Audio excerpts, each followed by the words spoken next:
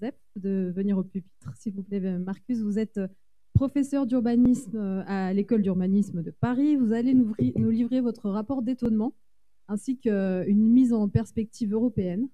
Vous allez notamment nous parler des IBA. Tout à fait.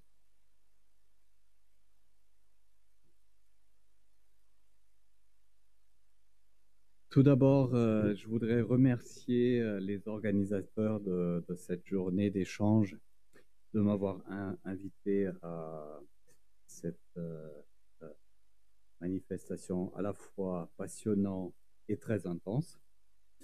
Et en fait, quand mon cher collègue Emmanuel Redouté m'a sollicité pour faire ce rapport d'étonnement, il me disait on a besoin d'un étranger qui parle avec un accent allemand. Donc j'ai de la chance, c'est tombé sur moi et je suis la bonne personne pour ça. Et donc j'ai assisté à toute la journée et à mon grand plaisir, en fait, j'ai noté une série de thématiques qui sont en lien avec mes propres thèmes de recherche. Et plus précisément, pendant les ateliers tout à l'heure, j'ai noté une série d'enjeux que je vais reprendre pendant le voyage que je vais entamer avec vous en Allemagne. Donc, j'ai noté à titre de mots-clés les articulations entre temps lent et temps court, les questions d'incertitude, de perspective et de gestion de la complexité, mais aussi la question de la prise en compte des récits partagés ou non. Et par ailleurs, le besoin de pédagogie par rapport aux scénarios difficiles à admettre, le besoin d'adapter le cadre juridique et réglementaire par rapport aux nouveaux défis et surtout par rapport aux nouvelles pratiques. Les questions de ressources et d'impact social et les questions de forme de représentation visuelle, notamment graphique, du réel.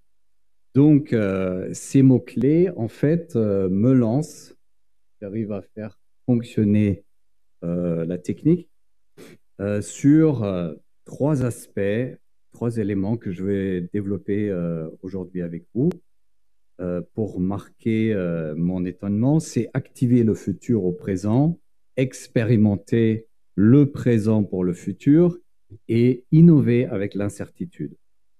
Donc, tout d'abord, activer le futur.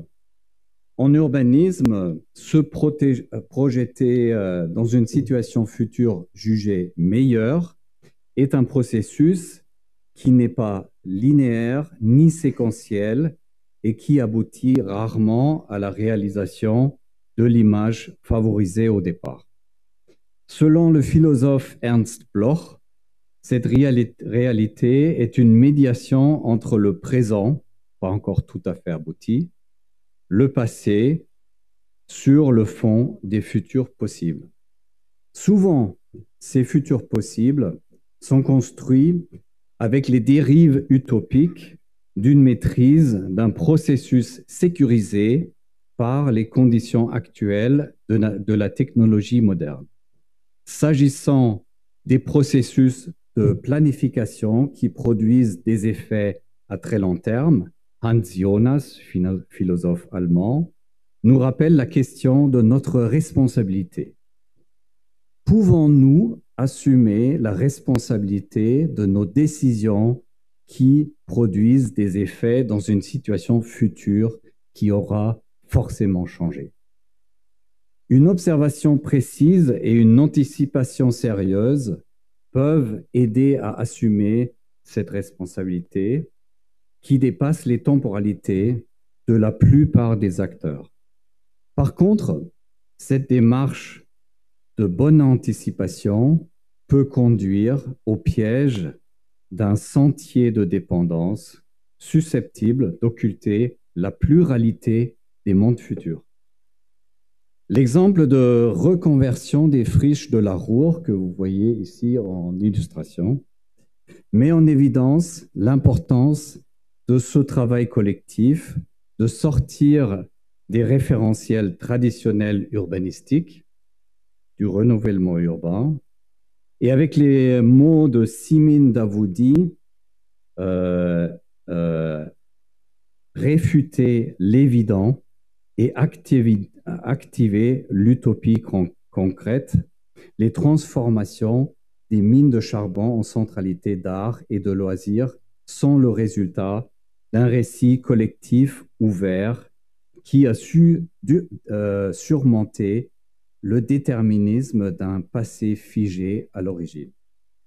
Georges Amar, collègue ingénieur en face de l'école d'urbanisme de Paris, nous incite à aimer le futur. Un futur qui est plus souvent perçu comme une menace par la génération actuelle de nos jeunes urbanistes.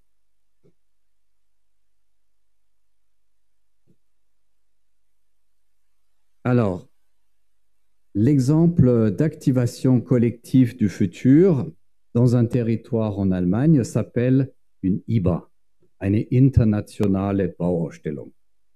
Donc, une exposition internationale d'aménagement ou de construction. Elle se définit par quelques principes fondamentaux. Les temporalités de l'expérimentation de l'exposition, la plupart du temps 10 ans, qui se termine par une année d'exposition internationale.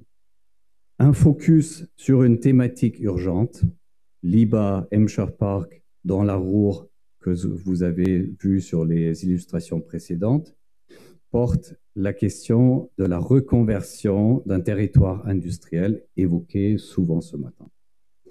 L'IBA Saut par-dessus l'Elbe, Sprung über die Elbe, à Hambourg, porte la thématique du désenclavement de la métropole vers le sud. Ensuite, le principe d'un laboratoire à l'échelle territoriale. La création des aménagements tests grandeur nature est soumis à l'épreuve de l'usage quotidien durant l'expérimentation. Puis, le principe d'une plateforme d'incubation pour l'innovation avec et pour la société, c'est-à-dire une démarche résolument inclusive avec des phases de sensibilisation, d'apprentissage collectif et de co-création à différentes échelles territoriales. Ce qui est intéressant, c'est que chaque IBA invente pendant cette période sa propre organisation, c'est-à-dire les partenariats, la gouvernance, les financements, etc.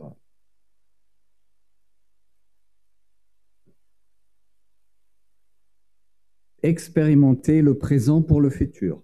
La démarche de l'IBA repose donc sur l'importance d'une parenthèse de 10 ans qui permet d'apprendre et d'expérimenter ensemble, parfois même pour faire mieux avec moins, avec la possibilité de faire des erreurs, ce qui est très important.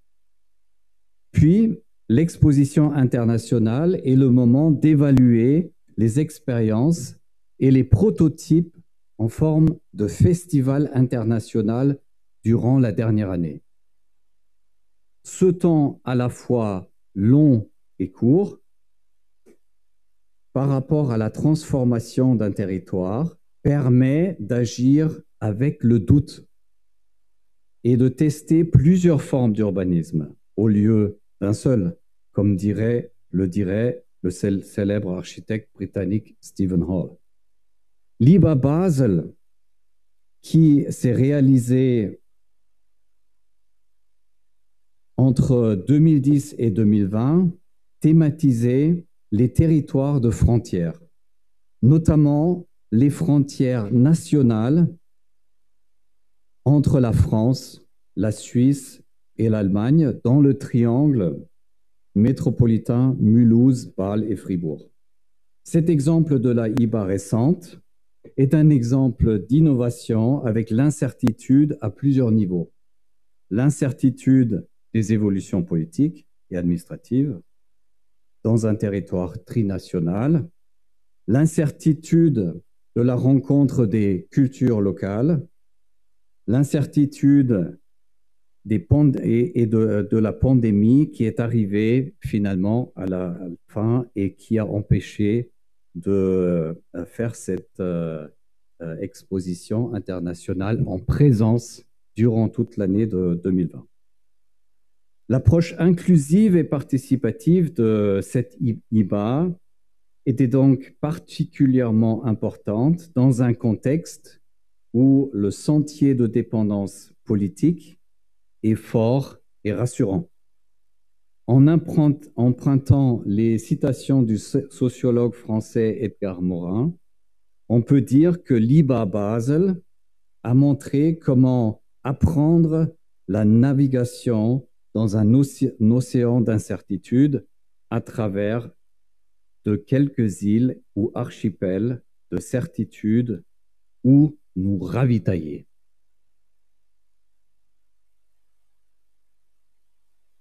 Innover avec l'incertitude, enfin, que j'appelle le processus permanent autopoïétique. L'utopie concrète est l'expérimentation, ainsi que l'agir avec le doute, la possibilité de faire fausse route, les temporalités courtes et longues semblent constituer des éléments importants d'une pratique d'urbanisme favorisant, et là je reprends le thème de la journée, l'action territoriale créative, désirable et appropriable, garante d'un meilleur confort de vie. Mes propres travaux portent sur le concept de processus permanent autopoïétique pour faire évoluer ces pratiques d'urbanisme. Donc, qu'est-ce que c'est l'autopoïèse? Ça vient du grec autos, soi-même, et poïen, créé, présenté dans les années 1970 par les deux biologistes américains Maturana et Verala, désigne un système vivant et complexe qui a les capacités de s'autoproduire continuellement, telles que les sociétés animales, les abeilles et les fourmis.